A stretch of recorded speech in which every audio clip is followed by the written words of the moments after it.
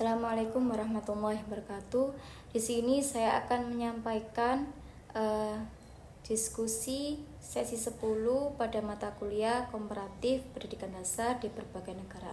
Pertanyaan pertama yaitu menyampaikan kesan, kendala, dan juga saran perbaikan untuk implementasi pembelajaran kelompok. Pada pembelajaran ini secara kelompok atau kolaboratif memberikan banyak manfaat bagi saya sendiri, seperti meningkatkan kemampuan berkomunikasi, memperluas wawasan melalui pertukaran ide antar anggota, serta melatih tanggung jawab dan kerjasama tim. Setiap anggota mendapatkan kesempatan untuk belajar dari sudut pandang yang berbeda, sehingga pada hasil tugas menjadi lebih inovatif. Selain itu, proses diskusi itu dan pembagian tugas membuat suasana belajar menjadi dinamis dan menyenangkan. Namun dalam pelaksanaannya terdapat beberapa kendala yang sering dihadapi. Yang pertama, perbedaan jadwal, karena sulitnya menemukan waktu yang tepat untuk diskusi bersama karena perbedaan kegiatan setiap anggota. Yang kedua, perbedaan pendapat, karena di setiap anggota itu menuangkan ide-ide dan gagasan pada materi yang telah diberikan. Yang ketiga, masalah berkomunikasi atau kurangnya komunikasi yang efektif sehingga menyebabkan tugas tidak berjalan lancar dan sering terjadi miskomunikasi. Saran perbaikan untuk meningkatkan efektivitas pembelajaran kelompok atau kolaborasi ini ada beberapa saran yang dapat diterapkan untuk kedepannya, yaitu membuat jadwal yang telah ditentukan untuk melaksanakan diskusi kelompok. Yang kedua, meningkatkan komunikasi, misalnya adanya template atau grup yang khusus yang sudah ditentukan supaya dapat berkontribusi lebih aktif dalam menyelesaikan tugas bersama.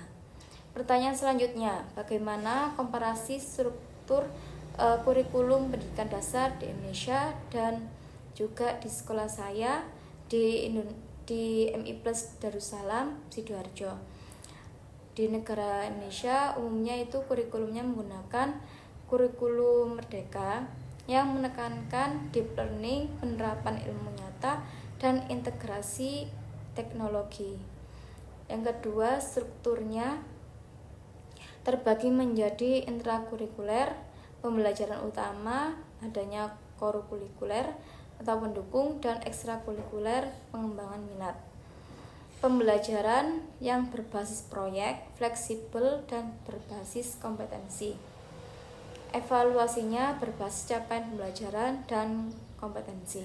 Sedangkan di sekolah saya di MI Plus Darussalam Sidoarjo, kurikulumnya yaitu umum seperti mengikuti kurikulum merdeka yang menyesuaikan internal dengan struktur yang sama seperti nasional, intrakurikuler, kokurikuler, dan ekstrakurikuler, tetapi sesuai dengan kebutuhan sekolah.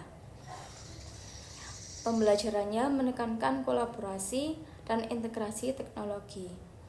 Evaluasi di sekolah saya yaitu dengan menggunakan berbasis kompetensi dan capaian pembelajaran. Selanjutnya, komparasi struktur kurikulum di negara Finlandia. Prinsip dasar pendidikan di negara Finlandia ini memprioritaskan prinsip keadilan dan keseimbangan tanpa adanya peringkat atau hukuman tinggal kelas. Kerjasama, kepercayaan, dan adanya rasa tanggung jawab menjadi nilai inti. Beban dan metode pembelajaran di negara Finlandia yaitu lebih ringan karena sekitar 30 jam per minggu, siswa tidak diberi tugas yang banyak, dan metode pembelajarannya itu lebih menekankan pada pemecahan masalah. Kualifikasi guru atau kompetensi guru di negara Finlandia ini minimal bagi guru adalah S2 diiringi dengan proses seleksi yang lebih ketat dan tingkat kualitas yang sangat tinggi. Usia masuk sekolah dasar di negara Finlandia ini minimal yaitu 7 tahun. Sistem penilaiannya di negara Finlandia tidak menggunakan sistem peringkat atau ujian nasional. Dengan fokus penilaian lebih pada perkembangan individu siswa. Budaya dan nilai pendidikan di negara Finlandia menanamkan nilai-nilai kepercayaan, profesionalisme, kerjasama, dan tanggung jawab. Prinsip dasar pendidikan di negara Indonesia sendiri, sistemnya ini pendidikan sangat dipengaruhi oleh berbagai bentuk persaingan, seperti adanya peringkat dan kemungkinan tinggal kelas, serta fokus pada prestasi akademis. Beban dan metode pembelajaran di negara Indonesia yaitu lebih berat, yakni sekitar 40 jam per minggu dengan tugas rutin hampir setiap hari dan pembelajarannya lebih banyak terjadi di ruang kelas. Kompetensi guru di negara Indonesia ini minimal D4 atau S1 dengan variasi yang signifikan dalam kualitas pengajaran. Untuk usia masuk di sekolah dasar di negara Indonesia ini minimal memasuki usia 6 tahun. Sistem penilaiannya di Indonesia masih menggunakan sistem peringkat dan penilaian yang berbasis pada ujian. Sedangkan budaya dan nilai pendidikan di Indonesia ini menanamkan nilai-nilai keagamaan, budaya nasional, dan pluralisme. Namun aspek kompetisinya masih sangat kuat. Selanjutnya, komparasi pada struktur kurikulum pada pendidikan di negara maju. Sistemnya pendidikan di setiap negara dibentuk oleh budaya, faktor sosial, dan kondisi ekonomi.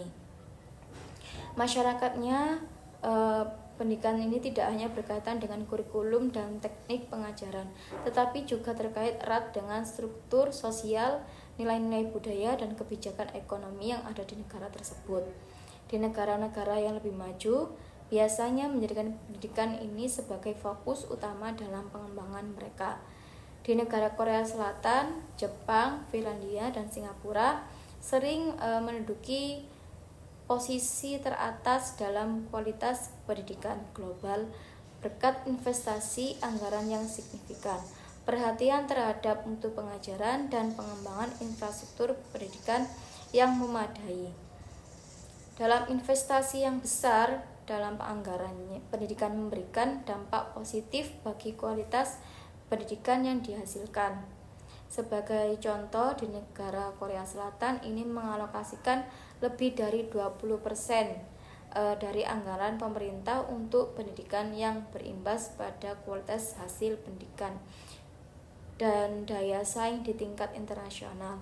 Struktur pendidikan di negara-negara maju ini biasanya seragam, tetapi pelaksanaannya yang bervariasi sesuai kebutuhan lokasi masing-masing.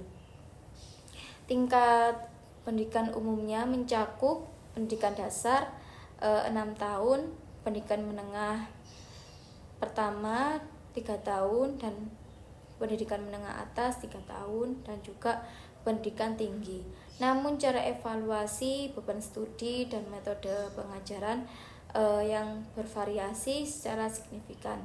Kualitas pendidikan tidak selalu sejalan dengan kekuatan ekonomi suatu negara. Sebuah negara dengan perekonomian besar tidak selalu memiliki sistem pendidikan yang terbaik, karena faktor kebijakan, budaya, dan inovasi dalam sistem pendidikan ini juga memainkan peran penting.